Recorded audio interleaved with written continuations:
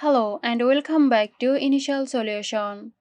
In this video, I will show you how to reset progress in Duolingo. So let's have a look now.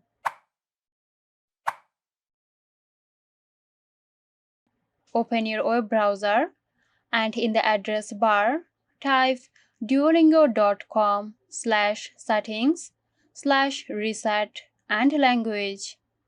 It will open up the Manage Course window. Now from here, select the language you want to reset. Click on Reset and confirm the action. When you open the app, your progress will be removed. So that's it. Hope you found this tutorial helpful. Stay tuned for more helpful tutorials here at Initial Solution. This video is sponsored by Zerosoft. Zerosoft offers graphic design, UI UX design, digital marketing and web development. Elevate your brand with Zerosoft today. For more details, check the description box.